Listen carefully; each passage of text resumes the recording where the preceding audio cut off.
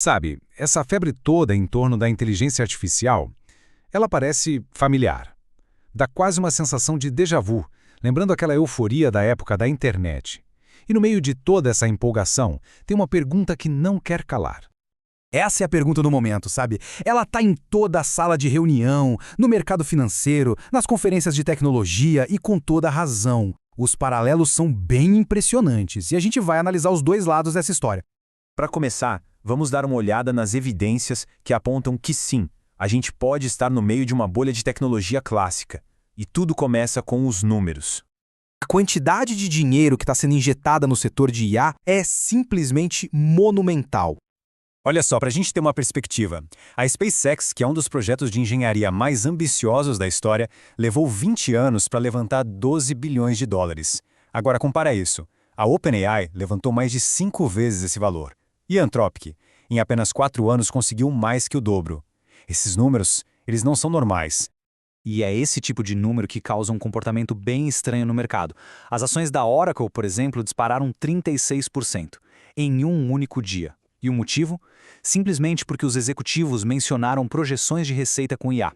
Uma única menção, que adicionou da noite para o dia $250 bilhão ao valor da empresa. E o mais curioso de tudo é que até as pessoas que estão no centro do furacão estão soando alarme. Quando o próprio rosto do boom da IA diz que é preciso ter cautela com o entusiasmo dos investidores, bom, aí a gente sabe que tem algo de diferente acontecendo. Isso lembra muito, né, a era das .com. Antes era só colocar um .com no nome da empresa que o investimento aparecia. Hoje, IA se tornou a nova palavra mágica.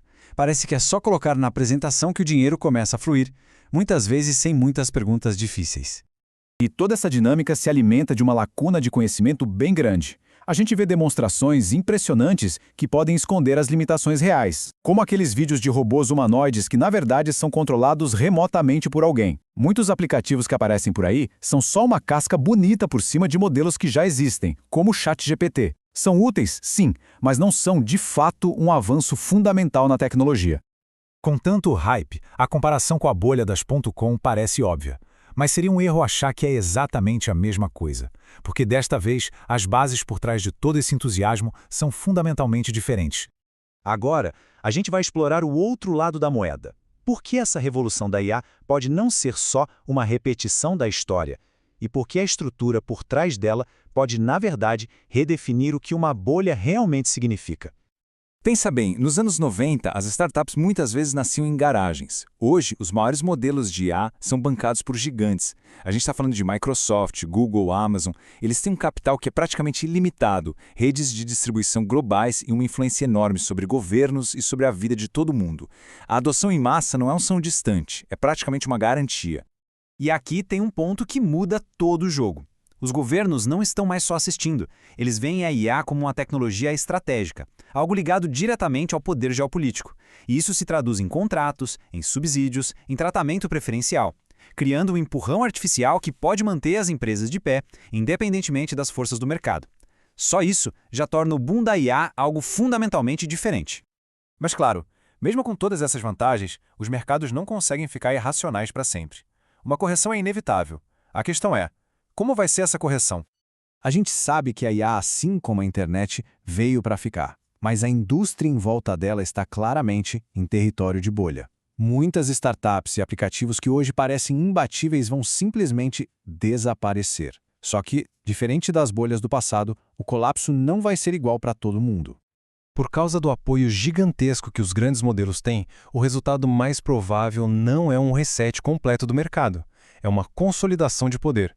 Os vencedores serão poucos, mas eles vão ter uma influência sem precedentes, solidificando o domínio de alguns gigantes.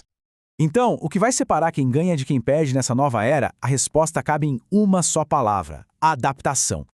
A Netflix é um exemplo perfeito disso. Começou como um serviço de DVD pelo correio, fez aquela transição super arriscada para o streaming, mas na hora exata, e se tornou a potência que a gente conhece hoje. A capacidade de se adaptar foi tudo. E olha, isso não é coisa para o futuro não, já está acontecendo agora. Os gigantes da tecnologia não estão apenas se adaptando, eles estão ativamente remodelando o ecossistema para favorecer a própria transição deles para a era da IA. Um exemplo bem claro é o recurso AI Overview do Google. Ao dar respostas diretas, ele está mudando drasticamente como o tráfego funciona na internet. Alguns produtores de conteúdo já relatam que suas taxas de cliques caíram quase 90% em certas áreas. A lição é clara, ou se adapta ou fica para trás. E tudo isso nos traz de volta à nossa pergunta original. Com todos esses fatores na mesa, qual é a resposta final? A resposta, na verdade, é complicada. É um sim e um não ao mesmo tempo. Sim, o hype é gigantesco e muitos investidores estão agindo de forma irracional. Mas não, a estrutura da indústria de IA, com seu poder corporativo e a competição geopolítica, é muito mais sólida do que qualquer coisa que a gente já viu antes. A bolha pode até estourar para muita gente, mas a tecnologia em si, essa veio para ficar. E isso nos deixa com uma pergunta final. Será que a gente está na beira de uma bolha prestes a estourar ou no comecinho de uma das maiores expansões econômicas da história moderna? O futuro? Bom, ele ainda não está escrito.